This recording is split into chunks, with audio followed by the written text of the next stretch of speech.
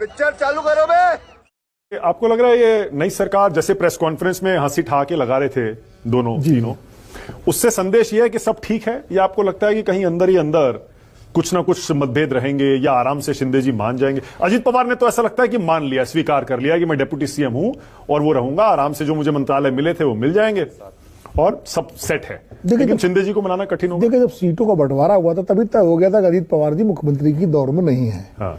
क्योंकि सबसे कम सीटें लड़ रहे थे वो, और जाहिर है जब कम सीटें लड़ेंगे तो दोनों की तुलना में सीटें भी कम आई उनकी पास। 41 सीटें उनकी हैं विधायक, तो वो तो पहले से तय था। इसीलिए जिस दिन नतीजे आए थे उस दिन मैंने भी चैनल्स में कह दिया था कि मुख्यमंत्री कौन होगा ये बाद में पता लगेगा, लेकिन उप मुख्यमंत्री के ऊपर अजीत दादा पवार का बनना तय है। तो वो तो मुझे लगता है वो सुशील मोदी जी का रिकॉर्ड तोड़ेंगे उप मुख्यमंत्री पद का। कितनी बार बन गए? आप देखिए ना, 2004 से लेकर जितनी सरकारें बनी है, 2014 और 19 को छोड़ करके उसमें उप मुख्यमंत्री रहे वो, और 2019 के बाद और 24 के बीच में जो सरकार बनी, हर सरकार में उप मुख्यमंत्री रहे। 2 दिन के लिए बने, 2 दिन की सरकार में भी उप मुख्यमंत्री रहे, फिर 2.5 साल की दोनों सरकारों में मुख्यमंत्री दोनों में से। तो दादा अजीत पवार, मुझे लगता है देश में उनका भी इस मामले में नाम लिखा जाएगा। अब ये सरकार भाई 5 साल के लिए बनी है, तो इसमें भी अगर 5 साल उप मुख्यमंत्री रहते हैं तो रिकॉर्ड हो ही जाएगा। लेकिन देखिए, आपने कहा ना सब ठीक है, तो दिख तो रहा है सब ठीक है, और दिखना भी चाहिए। और ये बात सही है कि देखिए जिस तरह का पूरा कंपोजिशन है, भारतीय जनता पार्टी की 132 विधायक हैं और निर्दलियों का भी समर्थन है, तो वो अकेले भी अपनी सरकार बना सकती है।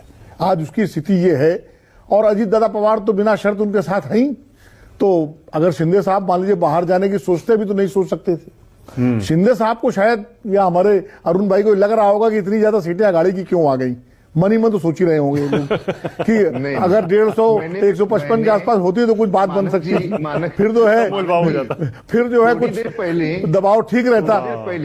नहीं, आपके मन में ना हो, लेकिन आपके कार्यकर्ताओं के मन में तो होगा जो शिंदे जी को मुख्यमंत्री देखना चाहते हैं। सारी डिबेट ही खत्म कर दिया आंकड़ों ने। तो भाई शिवसेना का हर कार्यकर्ता एक नाथ शिंदे जी को ही तो मुख्यमंत्री देखना चाहता है, भले ना बने। सही बात। तो उनके मन में तो होगा कि अगर सीटें उस हिसाब से होती कि हम बार्गेनिंग की पोजीशन में होते तो शायद फिर मुख्यमंत्री बनते।